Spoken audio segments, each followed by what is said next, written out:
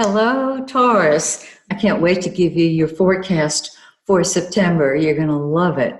But I have an announcement before I do. So many of you are interested in studying astrology. Some of you want to become astrologers. And you have asked me if I would teach you astrology. And I said, I'll get back to you when I decide if I'm going to do it. I'm getting back to you. On September 18th, I'm going to launch my astrology webinars, starting with the foundation webinar. And this is for the person who knows absolutely nothing about astrology. I'm going to take you from the beginning all the way through, if you want to continue, through chart interpretation and forecasting. These webinars will go on for a while. I will be there to share with you. It'll be interactive. So my first session is September 18th. If you would like to learn all about the signs, all about the planets, and all about the houses of the zodiac, you are ready for the foundational webinar. So go to my website now, MaxineTaylor.com, and sign up for my webinars. I know we're going to have a great time. Okay, now let's talk about what's going on in your chart for the month of September. It's really lovely. First of all, you can see that the action is right around here in the 5th house of fun and games and children and all kind of social activities and fun activities. And then the 6th house of work, health, and service. So let me break it down for you. Venus, the pink planet, the planet of love and money and beauty, it's in your 5th house, and so you are ready to party. If there's nobody special in your life, this is a terrific time to find that person. And if you have various people in your life who you just love to be with, and this includes your kids, this is a great time to socialize. So Venus starts off in the 5th house.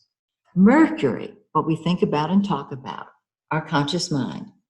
You're thinking about your kids, you're talking about your fun, you're enjoying yourself. There's a lot of communication, and I'm going to encourage you to keep having fun. Mars, now that's the red planet. That's passion. That's energy. That's where we throw ourselves into things. It's what comes first to us. So your fun comes first to you. It can be speculation. It can be socializing. It can be artistic. It doesn't matter. That is what comes first to you. You fight with it. You fight for it. And then the sun, the yellow planet, the giver of life. That's the center of our life. So honest to goodness, just party and have a good time. However, Venus moves into your 6th house of work, health, and service on the 13th. And so you're taking that love and that beauty and that happiness and bringing it to your job. And your job might involve love and beauty, and it might be a very good time to start a new job. Mercury moves into your 6th house of work, health, and service the very next day. And so you are communicating at work, you're talking to people at work, you're thinking about working, and whatever you put your attention on grows. Now, Mars stays put in that 5th house. Okay? Mars says, I'm not leaving. I want to still have fun. So you're going to be able to do both, work and play.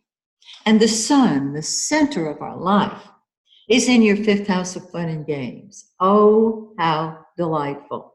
And then on the 23rd, it moves into your 6th house, where it lights up your job and perhaps can create an advancement for you at work.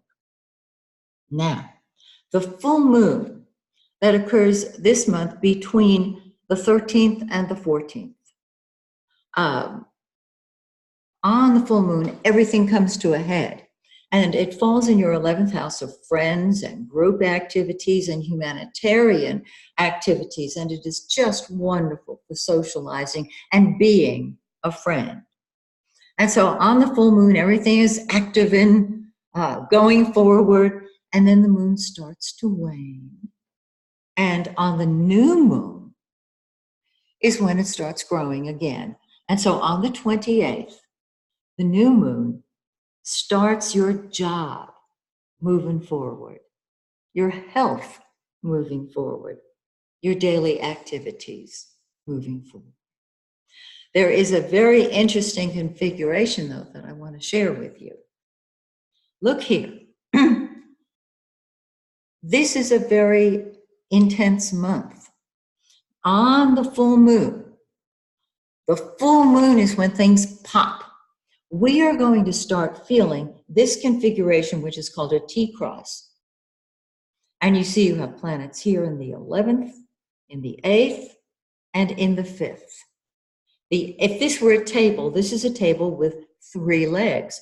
The empty leg is where the energy flows, where you throw yourself into things. The second house is the empty leg, and that's the house of money. I told you you're going to love this. So you're focused on income.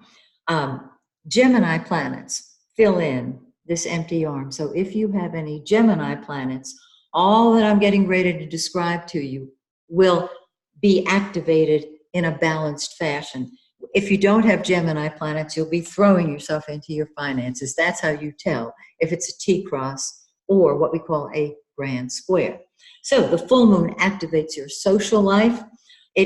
Neptune is next to the full moon. And so Neptune is the planet of the dream. It can be the dream come true, but it's where we escape to. And so this is where the trigger gets pulled. Now, the full moon is in opposition to Venus, which is love, Mercury, our conscious mind, Mars, which is action and energy, and the sun, which is the center of our life.